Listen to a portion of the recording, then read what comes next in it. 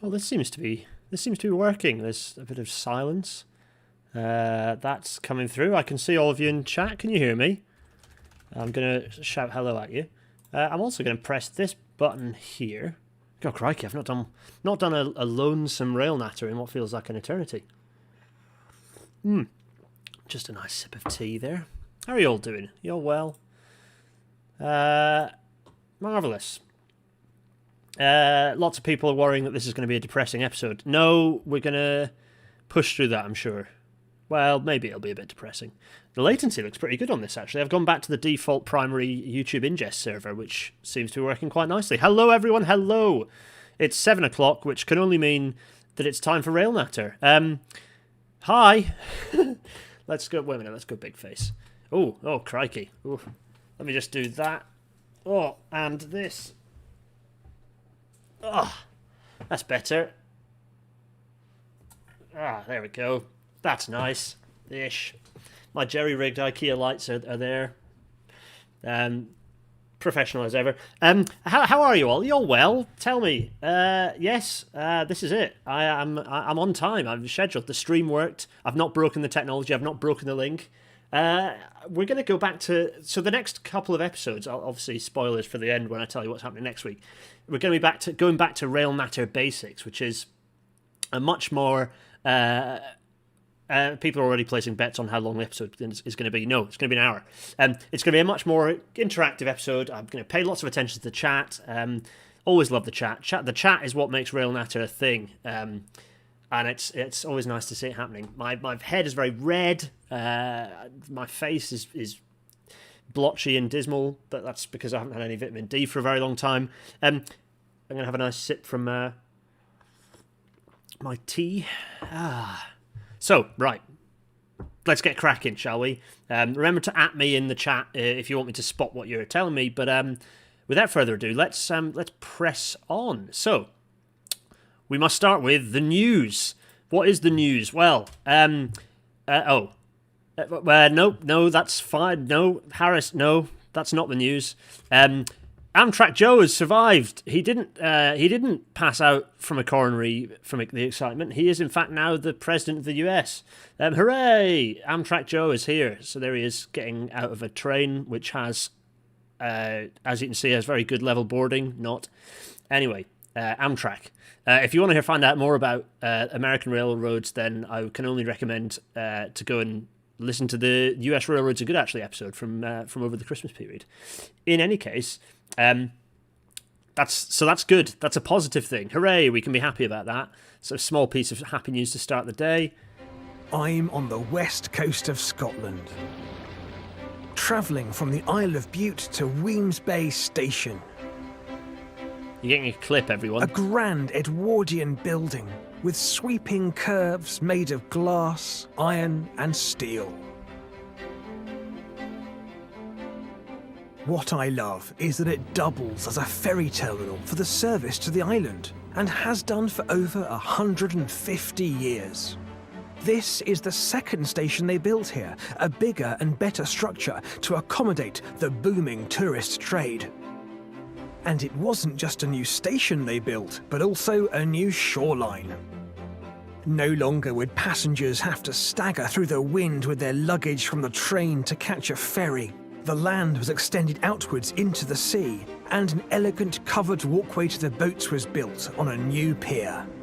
I've just got off the ferry and I've walked up this gentle, sinuous curve of a walkway up to this semicircular space. It really draws you up, it really does. It's the atrium where the booking office is as well, and all little waiting rooms and the cafes and the bar to one side. That light, it pulls you right up. But what is so striking about the space is the shape, it's the curves. All of the ironwork is curved too. And there are no corners in this building, really. And that's because this building was designed to allow people to go through it quickly and smoothly, with no friction. From there, down the ferry, up to the quayside and onto the trains, with no problem whatsoever. That's it. Tim is back. I thought I'd just share a clip because it was so nice. I thought we could relive it. For any of you who haven't watched it, I'd strongly recommend going and watching it on catch-up. Yes, it's exciting. Watch Tim. What else is on the news? The cargo tram stops. Yeah, the cargo tram has indeed ceased to be. This is in Dresden. It carried car parts for VW, I think, and essentially the case for its existence, it doesn't really. Basically, the logistics has changed and it doesn't really have a purpose. And the vehicles are getting a bit old as well. It might see a reinvention, but yeah, it's not. It's stopped. There are still a couple of other logistical, kind of cargo trams around, but yeah, it's not necessarily that they're overall a bad idea. It's just that generally, when you have it, certainly in sort of busier cities, tram, light rail systems, tram systems, medium capacity systems are generally pushing maximum usage of the tracks. So there's not really space to fit freight in amongst it. So there is a potential to use if you've got kind of reliable or sort of regular, say, like municipal, like I don't know, rubbish collection and stuff. That potentially can work, but I don't know, mixed bag. So maybe we definitely need to have a rail natter on urban logistics because it's actually very interesting. Nicole Badstuber was brilliant on it, but she's moved to the other side of the planet because Britain's fash. So it's quite reasonable that she ran off, escaping to Melbourne, possibly, I think, actually. In any case, I still want to get Nicole on because she's brilliant. So that stopped. Next. Oh, yeah, Blackstone Group have been putting their new brand to work. They bought Oatly, or rather, largely bought Oatly, and they decided to publish a piece. Sorry for that dramatic pause. They decided to or rather not publish, but payroll a hit piece on HS2, or rather like a sort of soppy, look at us very comfortably well-off middle-class protesters with our hilariously stereotypical attributes. It was rubbish, absolute dog's mess of an article, and paid by Oatly, went into Guardian Labs. It was awful, and I have to say, I'd sort of half given up on Oatly when they got bought up by Blackstone. Oatly's chocolate milk is one of the finest things humanity has created, but no more. I shall have to give that up as a brand. Pretty disappointed at Oatly. So yeah, stuff that. If they're wanting to, as a company that advocates and purports to advocate for sustainability, the idea of them opposing railways is pretty doolally to me. So nice work. If you want to understand why that, I mean, it probably isn't some dark Blackstone Group imperative. It's probably just that their PR people are gullible idiots. But do give Blackstone Group a bit of a Google if you want to see what sort of road logistics companies they have a major stake in the UK. In any case, what's next? Cities couldn't cope with growth. Oh God, yeah, okay. Who has heard of the the line? Is it the line? This thing, I'll put the volume down on this so you can kind of hear me over the top. Hopefully, I don't know what the sound balance is like. But this is rubbish. I'm going to turn it down a little bit, actually. Really is absolute rubbish. Oh yeah, pause when I touch it. Absolute rubbish. I don't know. What they've done here is invent ribbon towns, but like worse and potentially even more environmentally nonsensical. It's just... Do they know how... I don't think they know how utilities work. Like, putting everything onto one single core is a fantastic way to just utterly knacker it in terms of congestion. I'm not just talking about transport logistics, but also, like things like plumbing and, I don't know, broadband. Your fibre optic... How's fibre optic going to work in one long line? How are you going to have the bandwidth on a single... it's doolally. It's absolutely doolally. Protecting the Earth's most yeah, wait a minute, we're going up. Let's put this back up. Where did I put it? It was at full, wasn't it? Nature, while creating unmatched just very... a home to all of us. And obviously it has a glossy video. There's a big line. Welcome to the line. What a load of nonsense. Yeah, just nonsense, I have to say. Ethically interesting. There's some good recommendations on Oatly alternatives going on in the chat, by the way. What was the one that someone shared that looked really good? Anyway, what was... There are a few... and there are loads. I think Lidl have their own brand oat drink. So right at the point where Oatly are getting pushed out of, or a market that's getting saturated, it's a bad move for Oatly to start doing stupid things like, I don't know, being largely owned by an evil corporation. Right, anyway, so that's that. Some dudes have invented ribbon towns, but worse. What else is in the news? Oh, yes. Elon Musk is self-owned again. So he tweeted... Who was he tweeting? He was tweeting the city of Miami and possibly the mayor. Cars and truck... stuck in traffic generate megatons of toxic gases and particulates. Correct, yes. But boring company road tunnels under Miami would, and to use Elon's favourite two-word phrase, solve traffic and be an example to the world. Obviously, that's complete bollocks. And he's talking about tunnels, governors, mayor want done, we'll do it. Just a load of rubbish. So the idea, this is funny, primarily, what was great was seeing all of the many disciplines diving in and dragging Muskie over this. Not least the geologists who just all soiled themselves simultaneously in laughter. But fundamentally, the whole idea of Elon Musk just having no idea what induced demand is continues to be hilarious. Anyway, so that's good fun. Oh yeah, as a result of this, weirdly, immediately afterwards, because he got really badly dragged on this, like honestly, it was all he definitely got ratioed on it, which I'm not used to seeing Elon Musk getting ratioed. I'm used to him just getting like this blitz of bot likes. But maybe actually after the QAnon purge, maybe that's reduces numbers a bit. In any case, there were more like quote tweets and replies just absolutely shredding him on this than there were likes, which was quite pleasing. In any case, so after this, Tesla have advertised the return to PR for Tesla. Tesla energy support specialists handle a variety of customer issues while delivering on world-class customer service. The role of a specialist is to resolve or escalate complaints through appropriate channels and this is the funny bit, address social media escalations directed at the CEO with critical thinking. So what they mean is they need to employ someone to respond. Basically, they need to employ someone to respond to the nonsense that Elon Musk tweets out and then the replies to it. So anyway, it's all good fun. Right. Matt, what are you on about Pip?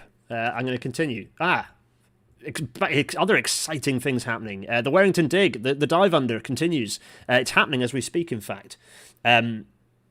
So basically this is a grade separation of a pretty major junction. I've tweeted a lot about it, so you might have kind of kept on top of it. So that's worth going and having a look. I've got diagrams and things. If you search my name and Warrington on Twitter, it'll turn up pretty quickly. But yeah, so you can just search Warrington dive under and you get all the information. But it's an absolutely fantastic bit of engineering. There's some really nice footage going up. David Horn did a good little thread talking about the collaboration it takes, not just with the engineers, but also the train operators, kind of running a passenger service around it. Obviously, it's made easier by COVID and reducing the number of people who are disrupted, but it's still, there's still an operational railway kind of running around this stuff, and it's just some fantastic engineering. It's quite an innovative bit of engineering in terms of the way they're launching this box tunnel as well. It's good. Go and have a look. It's fantastic. Oh yes, right. This is a slight downer. Only 2 bridges up from the fatal derailment last year on ECN 5 on the line between Fife and Aberdeen. There's been a bridge failure. There's been thankfully no train involved in this one, but I mean there's an open investigation on it. But my gut feeling, and certainly confirmed by a lot of people who are quite clever with masonry structures, more than me being a lowly permanent way engineer, is that the parapet and the spandrel have failed and pushed out and collapsed. Mostly the parapet there you can see, but actually I should have got my sketchy thing out. Wait a minute. Let me do this and then do this. There we are. I've not got my Wacom, so Ella's going to shout at me. You can see this is where this level here is where this red line is the top of the sleeper. So if you can see that we're on the outside of a curve, so there's a lot of extra ballast. And if you think that on top of that there should be a heaped sort of ballast shoulder as well, this is a lot of extra ballast weight here. Above what is probably the parapet height is probably kind of should be down here, and actually you've got all this extra. Or sorry, the level of the deck is obviously probably down here. You've got all this extra ballast load here pushing outwards. My guess is that this is part of the issue. It's not, it's a contributing factor. It might not be the sole reason. It might well be that there's additional, deck. Some issue that's resulted in additional separation of the spandrel and the kind of the core of the abutment here, but basically it's bad news, and we'll find out about it hopefully later. But it's resulted in the railway being closed again. Not a particularly healthy bit of railway, that. As infrastructure engineers, we have a responsibility. Actually, I've only ever had one cab ride at speed. And in that very brief experience, kind of riding southwards in a HST cab and northwards in a Class 91 from York to Donny and back, I very quickly, in fact, we were sat stationary. We hadn't even moved before I realised the trust that drivers put into infrastructure people, whether they're designers, contractors, installation teams, inspection people, the examination trains or maintenance teams. The trust that drivers put in us is immense. I was stood stationary in the cab of the HST, and there was a 158 coming straight at us, straight towards us, and then it dived off through a crossover and came to the passenger kind of the platform next to us, and it was. That was like, yes, okay, so you have to definitely trust. And then the next thing we're going through Colton Junction, everyone's favourite, 125 miles an hour. Well, not quite, actually. You don't get to that speed in the HST. You do in the IETs. But anyway, you get into Colton at pretty high speeds, and you're going to end up, if the signal's in the wrong place, like if you are going at full tilt, the point at which you see the signal and know you need and see a red signal because something's gone wrong or you need to stop because there's an issue at the junction, you will not stop by it. And it just so the point of all this waffle is when multiple things are going wrong on one stretch of railway line, I think it's understandable that drivers might start losing some of that trust.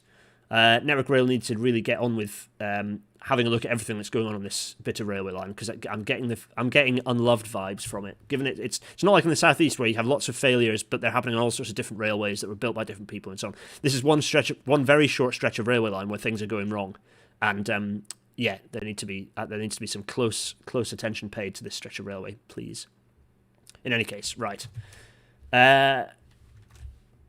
Yes. Ethics training for engineers. Oh, what's the so we've got some acts that people ask. No, I don't show my face during the news. Well, I can if you want, but it's because I put my face end up in front of the Chiron. Wait a minute, look, small face in the corner that I'm waving. I'm up here, but I'm about to disappear again. Cheerio. Yes.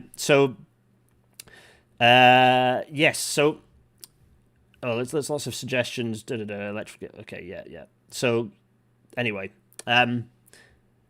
let's see. What was I on about? I was on about ethics training for engineers. Yes, so ethics training for engineers, well, my opinion is that it's abysmal. There are a few people who do ethics training saying that's not necessarily true, but all of the replies so I did a tweet, a little poll, and obviously it's not a hugely scientific poll. It got about 1,300 votes, and essentially I was asking the question, if you were taught engineering of any kind at either college or university, which of the following options covers the ethics training you received? I deliberately left it open-ended because I wanted to see how people would think of ethics training. So I got lots of different replies underneath. So anyway, the results of that basically ended up, it's quite interesting. So we got 16% of people said they had good ethics training. 25% of people said they'd had some ethics training, but nearly 60% of people, 59% of people said they'd had zero or basically zero ethics training in their university. Some people pointed out that students generally don't necessarily remember it when they've gone through it, but frankly, this marries very closely with my experience and the experience of civil engineers and kind of infrastructure engineers that I know. Lots of other engineers got involved, mechanical engineers, software engineers, all sorts. But what was very interesting in the replies, and I'm going to explore this a bit more in the future, what was very interesting in the replies was how many people either knew that I was kind of pointing towards things, so not talking about business ethics, which frankly is stuff that you can learn in a 2-minute, 5-minute training course, and indeed have to get rammed down your throat in training courses. Not business ethics, not even safety ethics, which I do think are done quite well. No, I was talking about things like saying no to work that is, or indeed not going to work for companies that are contributing to climate change. So that means things like roads, oil and gas. The number of engineers that I know, good engineers that I know, good people that I like and trust who went to the oil and gas industry is really disappointing. And I think additional ethics training should have been happening at university to kind of make people understand the ramifications of the choices they made career-wise. But also things like institutional racism. The decisions that are made, road planning and transport planning in this country, let alone in the US where it's perhaps more pronounced, but it's still in this country, transport planning continues to be something that entrenches existing racial segregation and kind of existing prejudices, but also it kind of embeds existing sort of kind of people, how not well off people are in some of the provinces in this country is impacted by the decisions engineers make today. And the idea, I think there's a lot of an idea that it's up to government to make these sorts of decisions, except that government takes a lead from loudmouthed engineers. So it is incumbent on engineers to take responsibility of ethics and to take responsibility of the moral fibre of what they're doing, not just in blandly kind of responding to the engineering solution. You cannot separate politics, ethics, and engineering. It's not possible. And so engineers are not, without the preparation to tackle some of these challenges, sexism, institutional racism, transport poverty, all these sorts of things, without the kind of the ethical framework being taught to engineers, they aren't necessarily all going to work that out. Anyway, that was quite interesting. I think we'll explore it more in the future. This is getting more relevant. So, good grief, we've had 20 minutes of news, but I think it's a lot of news to catch up with at the start of the year. Lots of stuff's been kicking off. Continue to send me news items in the news channel in the Discord, by the way, because I always pick stuff up in there. So, the Westminster Power Grab. The Department for Transport and Her Majesty's Treasury have been doing battle with Transport for the North. But when I say doing battle, what I mean is stealing operational cash off Transport for the North. They've had their operational budget cut by 40%, Transport for the North.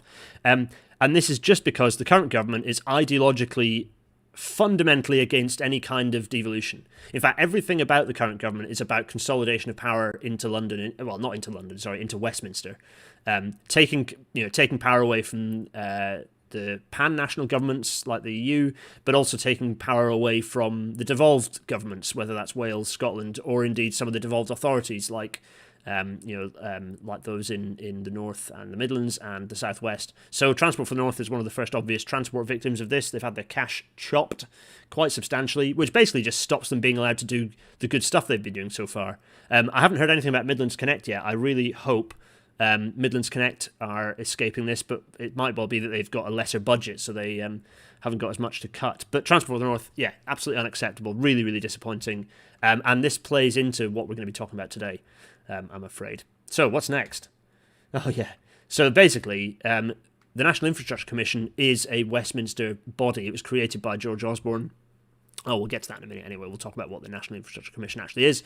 But the National Infrastructure Commission, with what it did in this report, for me, it just embodies this attitude of those in government at the moment, that they just need to undermine and in fact, dismantle any of the good devolution stuff that has happened since 2010 and before. So, yeah, worrying.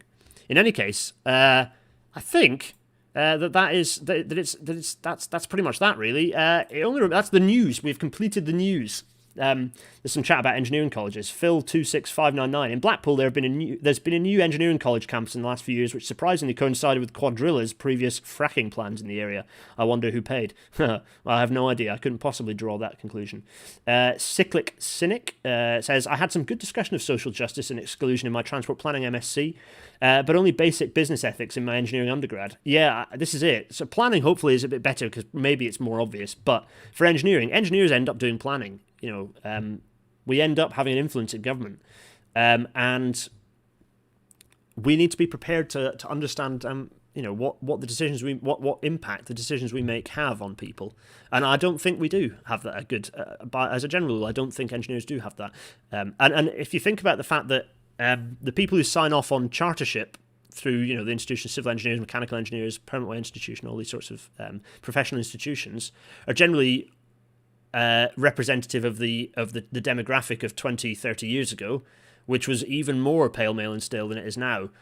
The ethical leaders in our industry are younger people younger than me, actually, not me, people younger than me, not necessarily, this is a general rule, not specifics, but as a general rule, ethically, it's the young people in society that lead us, not the old people, and yet it's the old people who are drawing the lines on the map, both literally and figuratively when it comes to ethics. So yeah, it's an interesting topic. I think we'll explore. There's some people that I'd like to talk to, perhaps to defend engineering ethics, but also maybe to talk about what could be done better.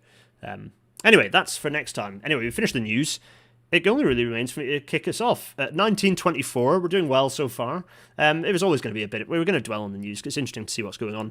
In any case, welcome to tonight's Rail Natter.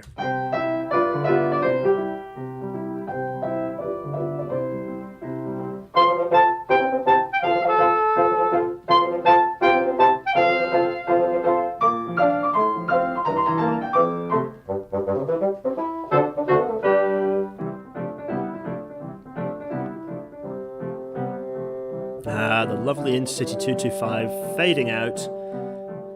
Oh, let's go back to the National Infrastructure Commission logo. Yeah, so let's talk about the National Infrastructure Commission, because it's relevant to understand why this was created, what it's about, and perhaps a little bit on maybe why there are some problems with it as an organisation. So, the National Infrastructure Commission was created in it was in 2015, I think, wasn't it? And so it was created.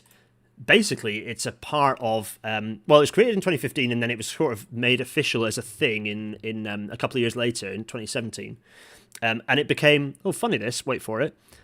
It became part of the Treasury. That's right. The National Infrastructure Commission. The National Infrastructure Commission, excuse me, is part of the Treasury. It's an executive agency of HMT. So we're off to a great start.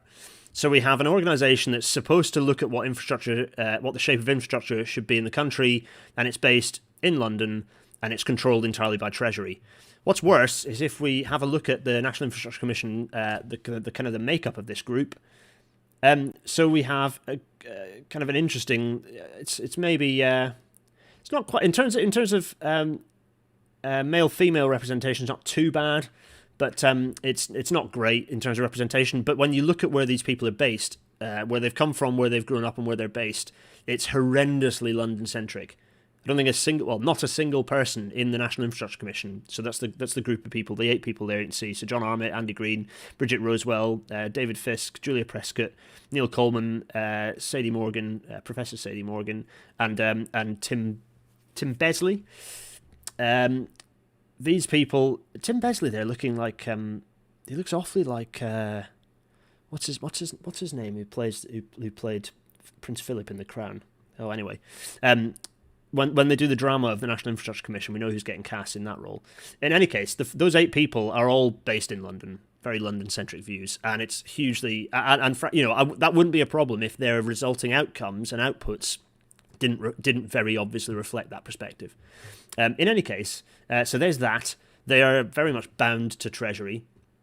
And the whole point of them is supposedly that they make recommendations to government about what infrastructure should look like in the country.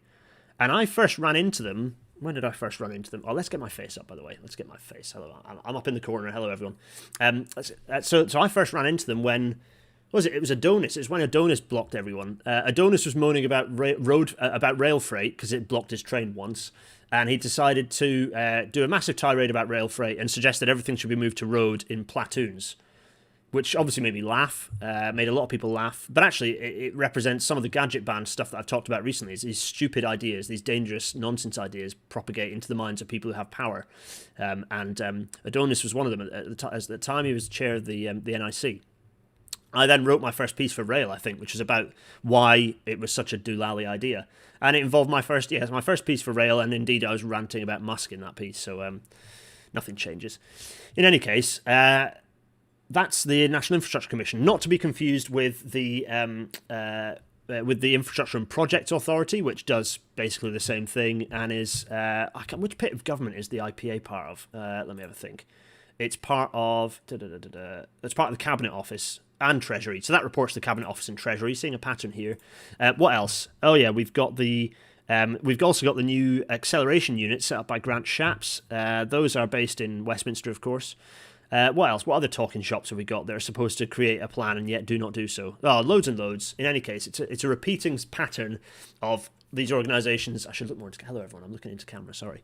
A repeating pattern of organisations set up to undermine devolution and to basically do a really bad job of looking at what infrastructure should look like across the country. Yes, I am a sceptic of the NIC. I wasn't before this report. I was still remaining open-minded. This report has changed my mind. And we're going to do a page turn to understand why that is. So, all right, yeah, here's the video. So this is the video which I'm going to have in the background while we talk about this report. The report was released in December, and I wrote a piece about it. I was pretty angry because it was just hugely disappointing. It was an abandonment of... well, we'll get there. I'm pretty sure I end this rail matter on my headline quote as to what my takeaway from the report was. In any case, we don't need to see what there's... I think we maybe see Sir John Armitt doing some talking in here momentarily, but it's not particularly relevant, to be honest. There is the schemes and blah blah blah. Let's not worry about their propaganda that they put into it. Let's in fact look at let's start with something that we need to pay attention to when we flick through the PDF, which is looking at some of their basic maths that they used, the basic maths to determine the value of some of these investments particularly in terms of balancing long distance and regional services against each other. You notice I used the word against. Again, this report is just framed completely wrong. In any case, without further ado, let's have a look at it. Let's have a look at it. I'm going to close that tab. I'm going to get your chat all back. Right, while you're all here, let's catch up with the questions.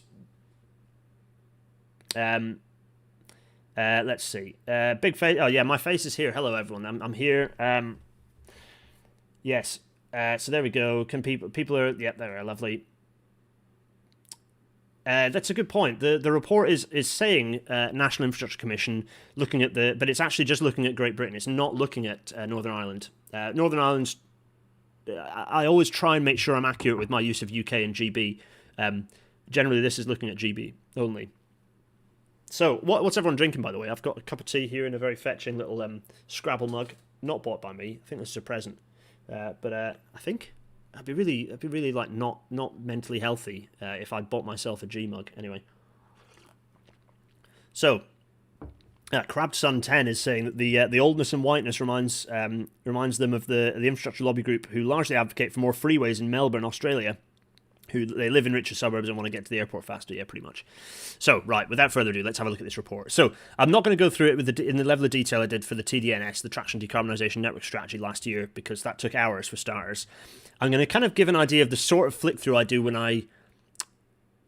kind of how I pick up these reports and what I kind of go and have a look at. So, the first thing I always do is flick right to the back, right to the end, and look at what the appendices have to say, and I immediately get an understanding of what level of analysis have they included in this report, and and can I get what I need from the appendices, or am I going to need to? So that's the first thing I do is go to the appendices, and I'm like, okay, they've got maps, and then immediately from the appendices I'm going, what's this plus 25 and plus 50%? So I was like, right, okay, so maybe I'll go and have let's go at the start again then. So.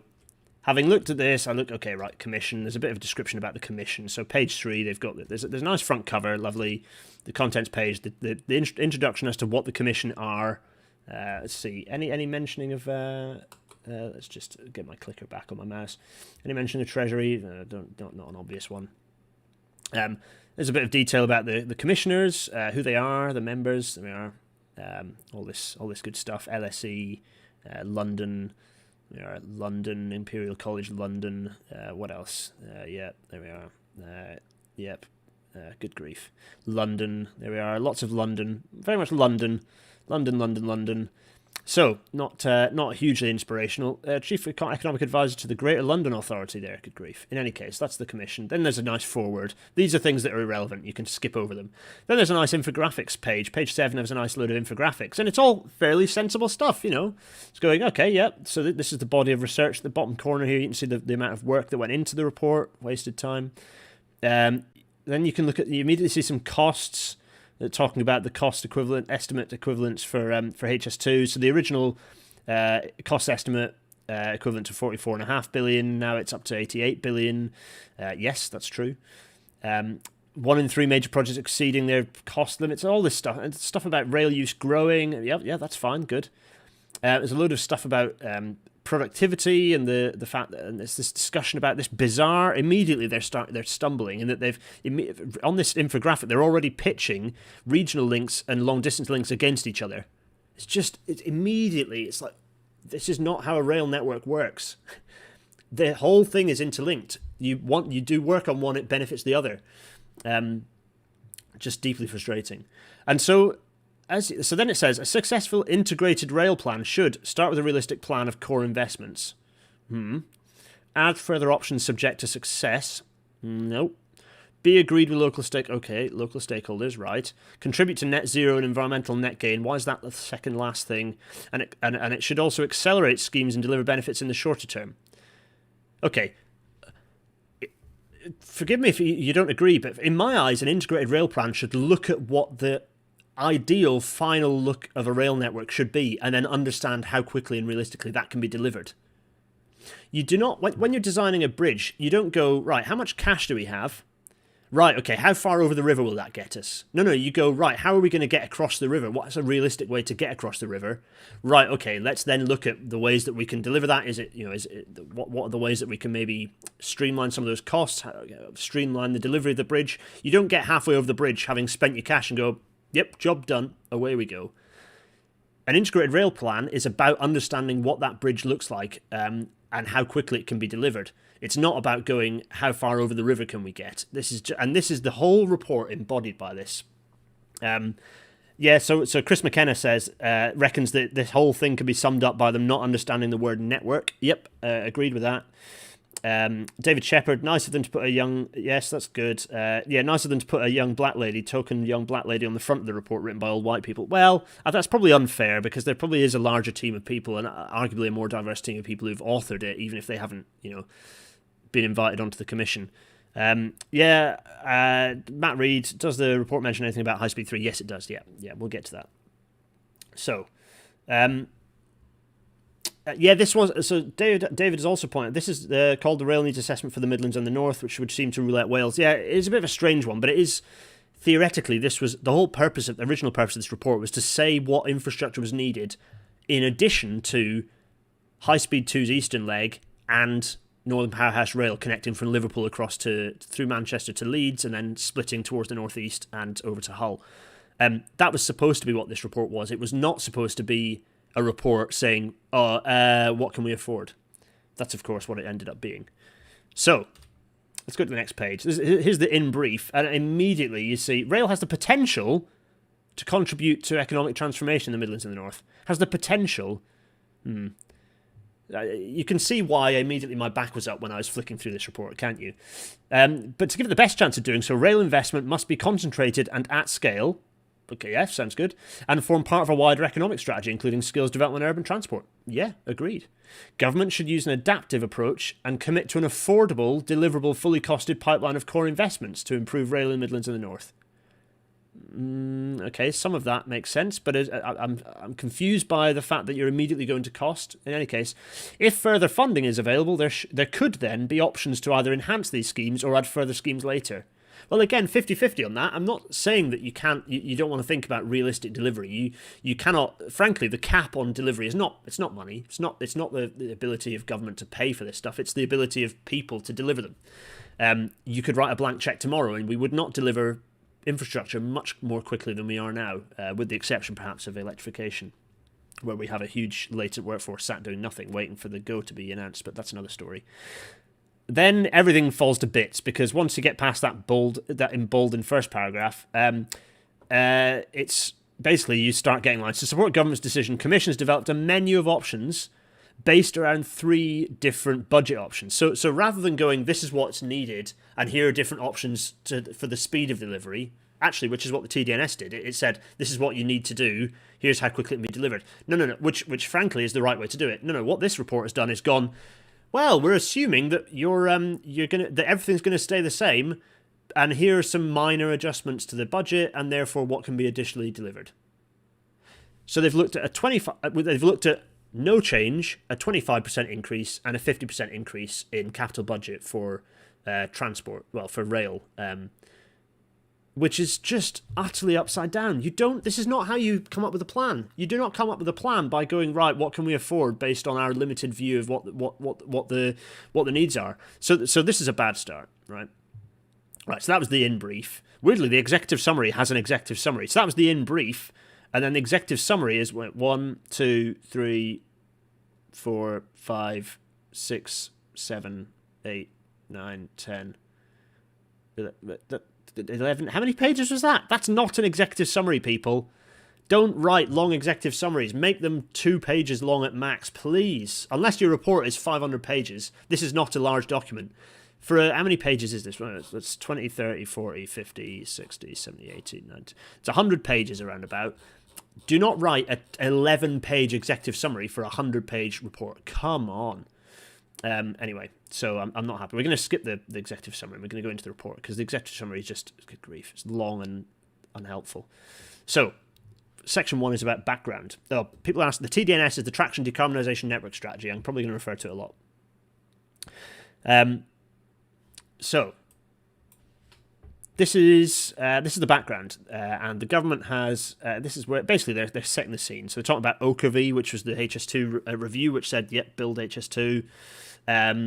They're talking about, Oakervie said to revise costs to 88 billion, which was quite sensible. The reason why the budget of HS2 has increased, by the way, is not because there's any particular change to the project. It's because we have a chronic, and this is not just for the UK actually, but we have a chronic, because of the fact that the Treasury rules everything, abolish the Treasury, because the Treasury rules everything, we've got into this chronic need as an industry to undervalue things, to underprice things, so that they manage to get through the stupid system of business case approval. That's why these budgets go crazy, is because we're stripping things out at the early stage to get it through a series of stage gates that then get added in so engineers look at it and go, it's probably worth, with their experience, they go, it's probably worth adding in this contingency because the ground conditions might be a problem, or because X, because Y. Then the bean counters go, well, it'll never get approved, so what can you strip out? It's like, well, okay, begrudgingly, you can probably realistically strip this, that, and the other out. Then, of course, when it comes to detailed design, the surveys come back and they go, yeah, you need the ground remediation, you need to do the additional demolitions, you need extra, you need X, you need Y, you need all this extra stuff to make the railway actually exist. And then the budget climbs back to a kind of, and ultimately, this is all because of the fact that there's obsession with capital cost being important, which it isn't. In any case, you've all heard that rant from me. So. Back to the blinking report. So background to this, there's the thing. Then there's an interim report which kind of the commission published in July of 2020, which I didn't look at because I was waiting for the big bad final piece. Bad it ended up being.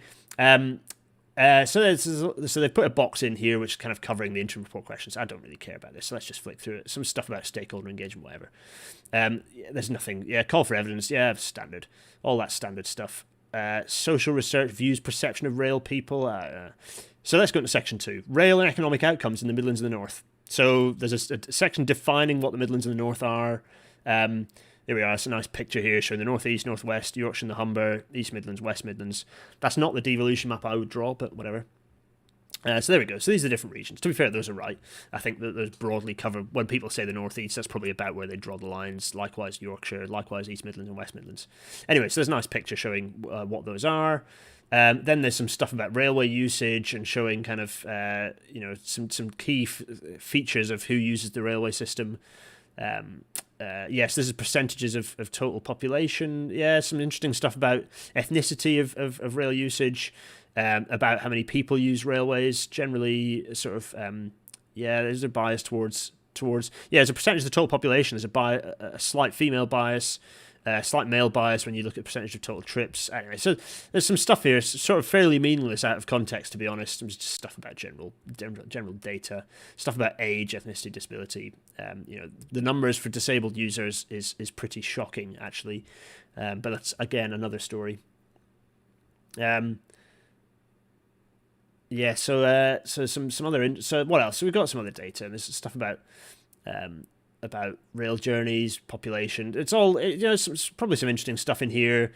The public see room for improvement in rail, but are doubtful that it can or will be delivered. Yeah, I wonder why that is, Commission. I wonder why that is. So this is kind of summarising a lot of the outputs of the desk research, and then some of the sort of surveys they did as well. Skill levels, earning potential, whatever. All this stuff. This is all the stuff that should create the shape of the network, not decide on what then gets delivered. So, benefits of rail investment depending on certain assumptions. So these are the key assumptions they make. The first, the economy will remain focused on cities. Well, that's kind of an inevitability. The economy is always going to focus where larger numbers of people are. So that's a fair assumption. Almost doesn't need writing down, but whatever. Other technologies will not replace rail. Yes. Technologies usually go out of use because they're replaced by something better. Government would need to consider that rail will not be replaced either because digital connectivity replaces face-to-face communications, or because alternative transport technologies offer a cheaper, more convenient way to move into and between dense city centres. It's a good assumption to make. See also everything else I ever say. What's the next one? Complementary policies in the North and Midlands work. Yeah, fair enough. The economy does not stagnate. That's an interesting assumption, given what's just happened. Also, it's a bit of a weird one because... kind of irrelevant. The rail system needs to exist to facilitate people don't suddenly disappear. This is another fundamentally broken thing about our country, is that you have The idea, the economy, there's still the same number of people in the country, ideally with a decent spread of jobs between them. So you're still going to need to move them around in a sustainable way. It doesn't matter whether the economy's up or down. You still need to move them around. Again, fundamental divergence in attitude, I think, there. The working age population does not fall. That's an interesting one because we've all got older. And so, so the last 20 years have seen large increases in the UK's working age population, but that's primarily due to immigration, actually, rather than new people being born. But as we've seen in recent data, that this assumption has already collapsed because we have there's been a huge drop in the pop. In fact, 1 million people have left the country essentially, and the majority of those are working age people who've gone back to the EU. So not great, not great. COVID's accelerated that by the fact that COVID has caused people to lose jobs that they then the hostile environment has then meant that those people can't stay here anymore, particularly hospitality jobs actually. In any case, so that's an assumption that's not held well. So great work so far. So how far? It's 1944. We've got a quarter of an hour. Where are we? Core pipeline and an adaptive approach. Again, I would say fair enough. The idea of having a pipeline of work, and then kind of being flexible about based on how many people are working on it. That doesn't seem too crazy to me, but it requires an actual physical plan. And so here we go. So this is the wording of the report. The Integrated Rail Plan is an opportunity for government to bring clarity, stability, and pragmatism to future rail planning. Yep, okay, agreed fully on that. The next sentence, but that doesn't mean committing to every major project. What? Projects shouldn't come into existence if they don't have a purpose. We shouldn't be proposing silly projects. There should be a strategy, and then we should pull out projects that meet that strategy. The idea that we don't and commit, what a completely contradictory set of sentences. Stability and pragmatism, or stability. You cannot on the one hand call for stability and then on the other hand call for the cancellation of projects that have been in the works for over a decade. Just absolutely bonkers. The plan should not overcompromise is the next section. Overcompromise. Overpromise. Plan should not overpromise. Again, this is about the financial element of looking at the costs and all cost. All about costs. When, as we know, borrowing it's cheaper than free right now. Anyway, so there's so it's just costs. Pages worth talking about costs. Here we are talking about costs of major rail projects. So this is coming back to what I talked about in terms of overspend. So you can see here, the grey stuff is at or below. So these are the three different bars here, talking about strategic outline and full costs. Outturn costs of major rail projects compared to their cost estimates at different business stages. So the full business case cost comparison basically doesn't make much difference. In all of them, they're between 1 to 20, mostly either at, below, or within 25% of the final cost. So around about 60% of projects fall into that category. But then that means there are 40% that overspend by 25% or more. And indeed, so where are we? So we've got around about 6% of, or sorry, in terms of 50 to 100% overspend. In terms of budget, things that break their budget by double, it's about 10% at outline and then about 6% at full, which to me doesn't sound that bad, to be honest. Sometimes we get things drastically wrong on projects, but it's interesting to look at. It'd be more interesting. Again, the data is a bit misleading. It'd be interesting to look at these in terms of total capital. So if that's lots of small projects stacking it and costing 100% more, then maybe that's not actually that big a deal. If it's lots of major capital projects costing double, then maybe that is something we need to investigate. But anyway, so again, some figures that I have to say statistically are a bit misleading. So this is the point, is they're talking about overruns, whatever. Plan should maximise benefits that rail can deliver. Well, obviously, you're not going to set out a rail plan that minimises the benefits that rail can deliver. It's kind of a moot point. There we go. So plan should form part of wider economic strategy. Yes. An adaptive approach. Well, even with a well-costed plan that concentrates investment and forms part of a wider economic strategy of complementary policies, there will still be inevitable uncertainty. Yeah. Costs may still increase due to unforeseen factors. Yeah. Other projects may overrun and delay construction. Yeah. Location or size. So basically this section is something that I agree with. Absolutely. If you have a plan, you can then kind of flex a bit, so long as you're aiming to actually having a proper rigid idea of what the network should look like allows you to be more adaptive, because ultimately you can say to the supply chain, okay, we're going to deliver a little bit less just now, but we'll deliver a bit more later. And you can engage the supply chain to make sure that they're responding to that.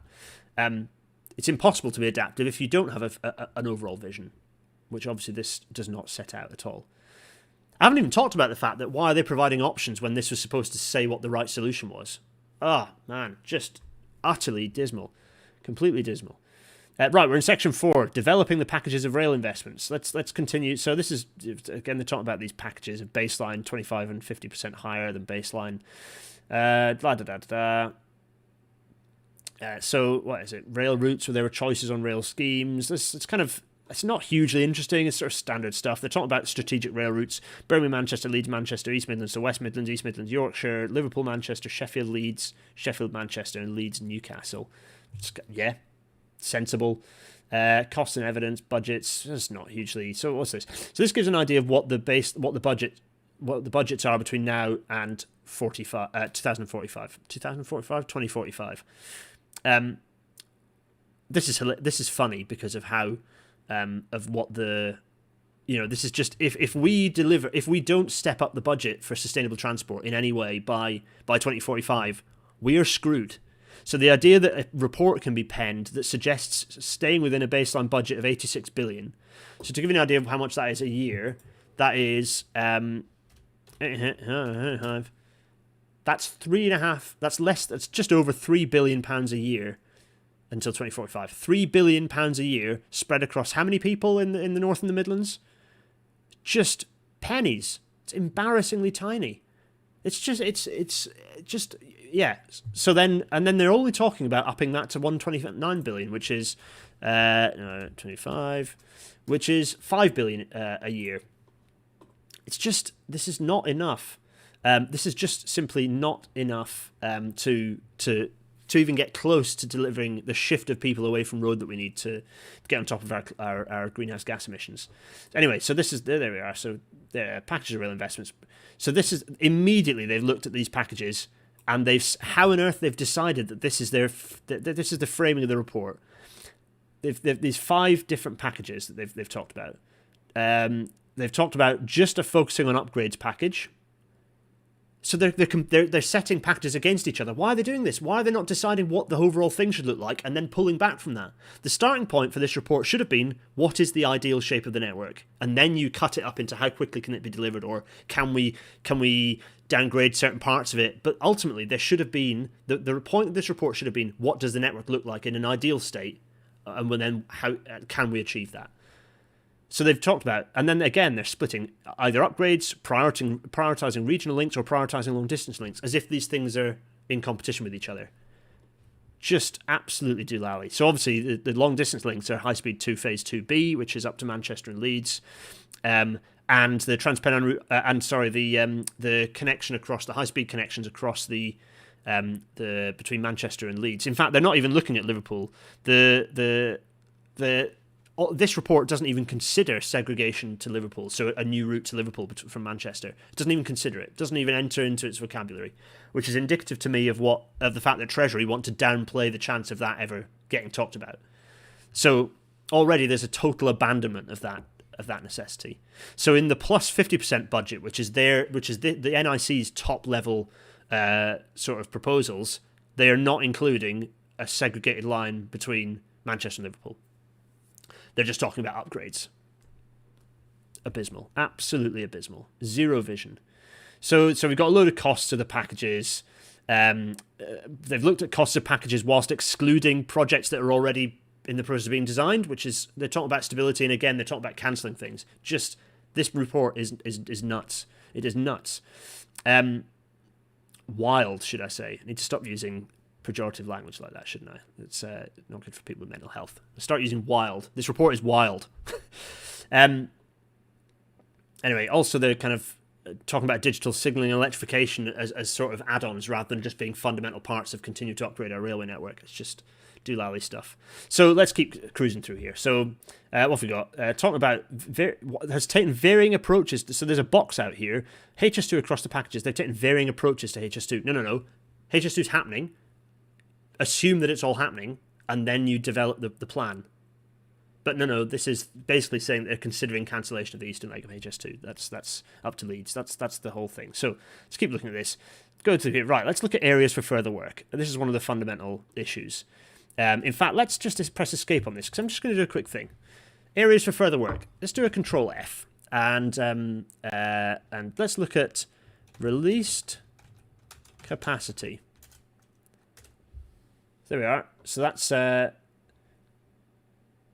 areas for further work. So that's why I've searched this page. Proposed service specifications. There, how best to use release capacity. That's there we are. So that's proposed service specifications. There is also significant ongoing work on how to best use release capacity. That's one mention, and then all the rest are just in the references. So there is one mention of released capacity. What about so that's really not release. Let's be capacity. That's it. There's no mention of that. What other iterations are there? Released. Let's just look at released. Yeah. That's it. Oh yeah, there we go. So there's one other release, which is the sensitivity analysis about how much capacity release happens on release by new lines being built. So you can see basically there's very little description of this. Very, very little. There's a very brief mention of freight as well. We'll get to that momentarily. In any case, I just wanted to just to highlight how little, how poorly this has been considered. Yes. So everyone's atting. People are saying, "Am I going to write my own report at any point?" I don't have to. I'd love to, and my hope is that there will be an idea of what the rail network should look like by sometime next year. This year, my hope is that Permanent Rail Engineering will provide some tools to start enabling the process of a data-driven approach, not a people collecting in a room and deciding what it should look like, but an entirely data-driven approach to what our rail network should look like. And I'm hoping more clever people will. Anyone in the Discord might have noted some channels have appeared at the bottom of the Discord for Permanent Rail Engineering. That's because I'm starting this work. Probably this year, it's unrealistic for us to come up with what the network should look like this year. We're just going to get the data sets lined up and maybe talking to each other this year. Next year, we'll maybe look at what the network looks like. But, we'll see. We'll see. My hope is always to do more, but frankly, I have a 9-to-5 day job and I don't have time to really do anything particularly quickly, at least. In any case, people are wanting to burn the report. You can't. It's in digital form only, so you'd have to burn your computer, which I wouldn't recommend. It's very expensive and not very good for the environment. Anyway, so here we are. Areas for further work. Also this idea, decarbonisation of the railway. Significant further work will be needed to finalise the right set of investments to decarbonise the railway. I don't think that's true. I think if they've created all the maps saying exactly what needs to happen where. Now, that's just a euphemism for we're not paying attention to that report at this point. Don't forget, the TDNS was supposed to be released in full at the end of last year, and it hasn't. It's gone away. And there's a reason why Network Rail didn't advertise the TDNS, the interim TDNS, very widely. Treasury will hate it. They will hate it. And that's why it hasn't appeared anywhere. That's why this new version hasn't appeared. Has anyone seen it? No. Ella, yeah, definitely. I'll hit you up about coding stuff for that. We'll chat about it on the Discord, everyone. Once some momentum builds up behind it. In any case, so let's continue hammering through. Was it 1958? We've already nearly smashed the hour. There's a load of stuff about integration, sequencing. These are all the things where they're saying further work needs to be done. Maximizing development opportunities, sequencing. So there's a box about performance reliability. The comparison of packages. To be honest, this is what I'm going to whiz through because it's all about value for money. So they're talking about the sensitivity analysis. So that relates a little bit to release capacity. But by and large, this whole section is just they looked at disruption, but it kind of undermines itself by its productivity and blah blah blah and blah blah blah. They talked a little bit about freight. Adaptive, that's just lots of waffle. Further insights from the Commission's analysis. Connectivity with Scotland, well, whatever. Connectivity with the rest of the world. So that's looking at airports, in fact. Looking at the hub. Lots of support for the hub. There we go. That's in the East Midlands hub, in Towton. Sorry for audio people. I don't know how well this holds up in terms of audio form. It's just basically me repeating the same thing angrily on every single page, isn't it? Really, stuff about station design, whatever. It's not really relevant. Why they put a load of stuff about design principles for stations when they're not talking about what the rail network actually should look like? It's just doolally imbalance in the attention being paid. Easy stuff that they can just put weaselly, waffly words in. Great. In terms of an actual plan, nothing. Long-term commitments and short-term wins, right? Okay, so building consensus, local engagement, rail. Yeah, this is all fine. Decarbonising rail. Yeah. This is all stuff that it's fine. It's just waffle words. Fine. They've proposed a couple of simple things that exist now, but again, there's no strategy. They've just gone through the list of projects they've been committed to and said, yeah, you can afford that. Probably you can afford that. Yeah. Rather than actually looking at the wider vision. Deeply frustrating. And so that's Annex. So we're into Annex A. Annex B. Wait a minute. We're not into the end already, are we? Oh, yeah, we are. That's it. That's the end of the body of the report. That's literally the end. So, wait a minute. I'm going to just pull myself something up quickly so I can just check what I need to search. Where are we? So, yeah, so through the whole thing, the sensitivity, so there's like a load of extra data that goes in behind it. Let's go through here. So let's find the assumption about, where is it? I'm looking for 5.7. Where is it? Is it even in here? Maybe it's in the data rather than in the actual report. Let me just do the old Control F. Table 5.7. There is no table 5.7. So the report. So it's not even in this report actually. It's presumably in one of the kind of the report backing it up. Is the fact that they, let's see if I can find assumption 141. Is that actually mentioned? It's not. Okay, so this is where I put this slide up actually that I'm gonna bring back up actually. This slide, I'll get the maps up there at the end of the appendices in a minute. This slide, so this is the sensitivity test referring to commuter capacity, and this is what breaks the whole thing. Ignoring all the stupid setting up of competing long distance and regional against each other, but the fundamental issue here is this assumption here, that one new long distance space equals one new space of commuting capacity. This is so forget all my ideological and political reasons for disagreeing with this report. This is a fundamentally incorrect assumption. HS2's own analysis, which is deeply conservative, has put it between 2 and 3 commuting seats per one seat of long distance capacity. So that's a factor of 200 or 300% of an underestimate of, basically they're underestimating, but they're kind of putting forwards kind of between 30 and 50% of what the total potential for release capacity can be, which breaks the report. It just breaks the report. So let's have a look at what the different packages actually deliver. So this is their first set. So there are 5 different bundles of packages. The first is this focusing on upgrades. So on here, so the pink lines here are the upgrades. The orange lines are the new routes, the new lines. So basically, their baseline is pretty much what I expected the Treasury to want, which is finish HS2 up to Manchester, and that's it. Everything else is just online upgrades. There's a section talking about major minor upgrades, and sort of, so that they're talking about major upgrades to the East Coast Main Line. Well, we've all seen how that goes. The other thing is that all these major upgrades are much easier to just cancel without people make a big song and dance about it as well. So that's kind of, and this, let's face it, ignore what the report says. We know that this will not achieve nearly what we need it to. If you only build HS2 to Manchester, you don't build it up to Leeds, you're essentially just building a bypass for the West Coast Main Line. You're not getting relief on the Midland Main Line or the East Coast Main Line. You're not getting relief for the cross-country route.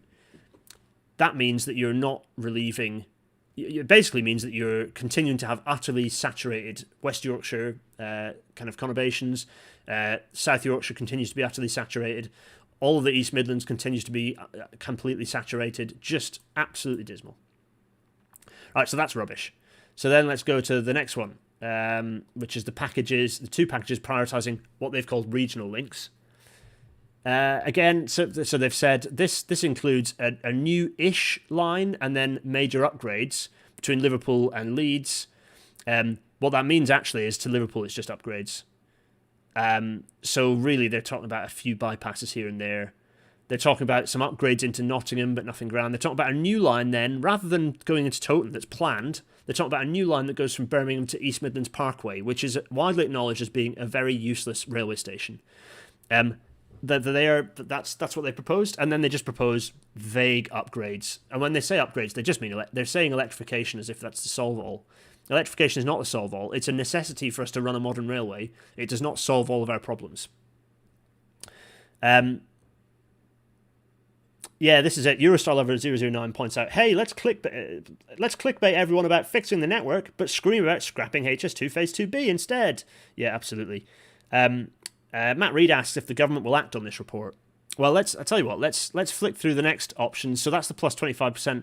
The plus 50% option is delivering a bit more of Northern Powerhouse Rail over to Leeds with a bit of new line connecting up to kind of, where is that connecting up to? It's just providing some additional segregation into Leeds via Bradford, but it's not actually, again, HS2. Basically, it's dropping the eastern leg of HS2. So that's prioritising regional links. I mean, it isn't prioritising regional links. What it is showing the ignorance of the people who put this report together in how the railway network works. So then the next one is the two long distance link prioritisation packages. Again, this one is even more ridiculous. So their plus 25% scenario drops NPR entirely. But does deliver HS2 up to Leeds and York, and then again their long distance plus 50% drops the Liverpool entirely drops the new Liverpool connection, has a largely online with a bit of new route connection between Leeds and Manchester, and retains HS2. So essentially, what they've done, this report has done exactly what they wanted it to do, which is pitch HS2 East against everything else, which is unbelievably divisive and cynical.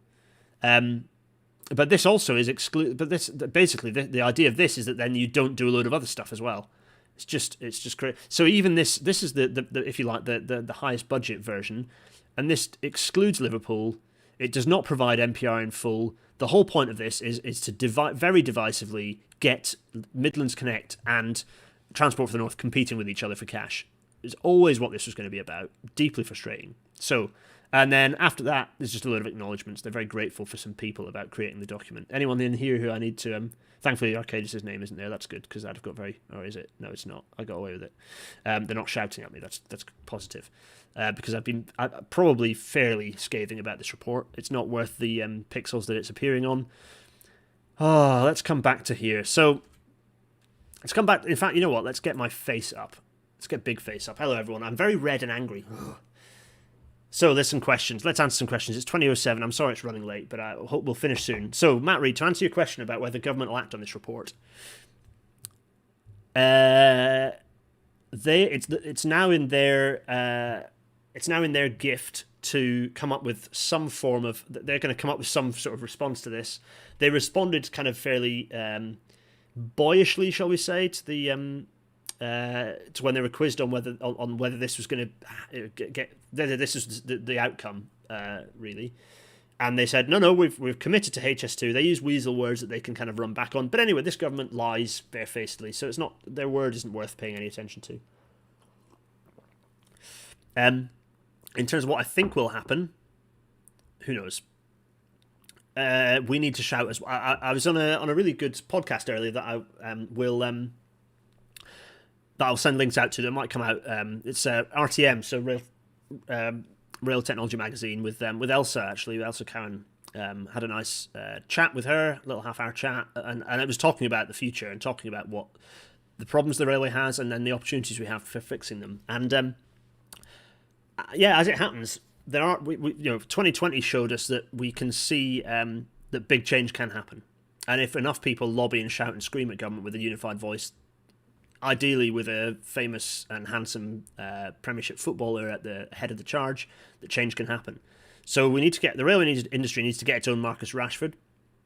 And we need to be shouting with one voice, and all the opposition parties need to be shouting in that same voice. And Transport for the North, Midlands Connect, and the regional authorities. Andy Street. We need to get Andy Street involved, even though he is theoretically can't really fight government too hard. Get him on side and shout about the importance. Shout with one voice about what the rail network needs to be. And frankly, the last thing I'd say is that industry needs to abandon any hope that government is going to tell it what to do. Industry needs to take the charge. The rail industry needs to basically make the assumption that government is totally useless, and the rail industry needs to come up with a plan. The rail industry needs to collaborate and come up with a plan and put that to government, an alternative plan to this. If the rail industry doesn't pick it up and run with it, if the rail industry relies on government to do this, we're never going to get anywhere. It's time we faced up to the fact that government is useless at this stuff and refuses to form any form of transport plan, frankly, of any colour. I said in the interview earlier that this is not unique to the Conservative Party. Yes, that we have a particularly callous and obnoxious government at the moment. But in terms of transport, New Labour were useless on transport. Successive governments before that were useless on transport. This is a cross-party problem that all of them are absolutely hopeless when it comes to transport. The Green Party of England and Wales are useless on transport. I just submitted a piece saying that the Scottish Greens maybe aren't. And we should all be paying attention to their report that they published. Oh yeah, I was going to talk about it at this time, wasn't I? Maybe one for the future. In any case, one voice. We all have to speak with one voice against government on this one. That's what we have to do. Anyway, where was I? Let's get my small face back and go to... That's a big black screen. Let's go to here. So my summary of this report is as such, and you can read my full written summary of the report on Medium. Go and have a look at that. But basically, my conclusion was that this is a dispiritingly pitiful abandonment of the East Midlands, Merseyside, Yorkshire, and the North East. And that's what I think of the report. It's crap, absolute crap. So anyway, yeah, nice cheery one. And the only real conclusion that ultimately we will not get anywhere in this country until we abolish the Treasury. I'm not being jokey about this. No, I literally mean we, just like the Home Office, which needs to be disintegrated, the Treasury cannot exist by 2050. If the Treasury continues to exist by 2050, we'll all have had to learn to swim, live on splavs, and generally enjoy a choppy sea and some reasonably warm weather. But with most people having drowned. We have to abolish the Treasury. There's no way that we're gonna grip and squeeze from their cold hands the ability, without them being cold dead hands, frankly, the ability to actually give power to the regions for them to invest in the infrastructure that we need. It's just nothing short of anything short of this will not get us where we need to be. So this is the ultimate. We have to absolutely get rid of the Treasury. But in the meantime, we need to be short of that. The industry needs to start running and shouting with one voice. We really do. We really, really do. Oh, so. Oh my goodness. People are saying, what would I put in its place? Nothing. I would turn it into a small sort of non-governmental department that does sort of the admin, but I'd spread the powers that Treasury has should be spread amongst the other departments. Maybe there's going to be an abolish the Treasury episode, but in the meantime, let's talk about nothing, because we're ending the episode because I'm out of breath and it's 2012. It is 12 minutes past 8. Oh, everyone, thanks for that. That was a bit ranty. Was that useful in the chat? Was that actually relevant or useful to go through that report? I kind of didn't dwell on it in the detail I did for the TDNS, but I kind of wanted to give a feel of what I do when I pick up a report like that. I'm moving my hands, but you can't actually see me. Anyway, right. This is available in all good podcasting formats. Go listen. I hope the audio was okay. Apologies if this was a bit rubbish for the audio-only people, but we're thinking of you in any case. What else? Patreon. Yeah, Patreon. I'm very grateful for everyone who supports me on Patreon. You're all brilliant, and honestly, you allow me to justify the time that goes into. If it doesn't, it's not necessarily going to translate into me spending every penny of Patreon money on new kit. It's more that the Patreon money sort of goes somewhat to justifying the time that I spend on this on RailNat. I'm going to continue to keep it weekly if I can. I'm going to try and shorten them up a bit, maybe, possibly, so that I don't, so that they're a bit easier for you to digest, but also, less editing. But anyway, So that's Patreon, and you continue to get asked more inane questions by me. Patreon people get to get involved in some of the planning for what these look like, and some of the other stuff as well, not just Rail Natter. The Discord, GarethDennis.co.uk/Discord. Many good things happen on there. It's a lovely place to be, actually. Lots of discussion and plans and all sorts. And then PayPal. Yeah, I always say the bit about PayPal. I'm not even going to dwell on it. So, Branchline Banter. So, I am on today's released episode of Branchline Banter with Ella and Johnny. Ella's certainly in the chat. Hello, Ella.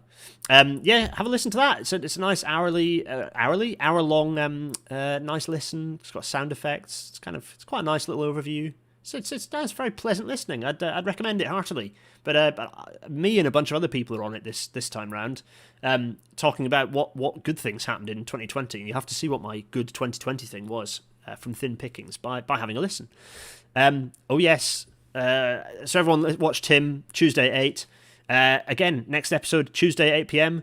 We're not onto the one where this particular bridge is yet. I thought I'm just basically teasing this bridge, pictures of this bridge repetitively over and over again. What can I say? It's good fun. Yes, what else? Next week. Oh, I still haven't caught my breath back yet. Some of the Patreon money went to the Sainsbury's mince pies, quite possibly. Yeah. Neither of those trains are branch line trains, suggests Roaming Adocrat. Yes. Don't shout at me about that. That's they probably did end up on branch lines eventually. Maybe that's a little too high. Anyway, we digress. Episode 46 of Rail Natter is next week, and we're going to talk about, given that the whole thing Rail Natter started with, started because of the Rona. It feels sensible to have a discussion about it. I'm not going to do any slides for this. Maybe 2 or 3 prompt question slides. This is going to be entirely a Q&A with everyone in the chat asking me what I think about coronavirus-based things relating to railways. So line up your questions, everyone. That should be that should be an interesting one. We'll put up the graph. We'll talk maybe about what happened when and some of the influences on the trends. Maybe what will happen in the future. Bring your evidence, bring your questions, bring your theories, bring your ideas, but most of all, come and join and get part of that discussion. It should be interesting. We're not necessarily going to solve any problems, but we'll have that chat, and whether we come out at the end comforted or distraught, that's for us to work out. But in the meantime, that should be good. Episode 46 of Rail Natter. Look forward to it. Let's bring my face back. I can only apologise. Hello, everyone. So, thanks for that. We're 20 minutes late. That was an hour and 17 minutes. An hour and 17 minutes worth of Rail Natter. I'm sorry, it did end up running on. I always optimistically hope that it won't, but it does. The report, you can download the report yourselves. It's available on just search National Infrastructure Commission Rail Needs Report, and you'll get the link to download it. What else? That's it, really. Watch Tim. And I'll watch Tim on Tuesday night, and on Wednesday night, I'll see you next week. Thanks everyone in the chat. You've been lovely. Cheerio, everyone. Cheerio.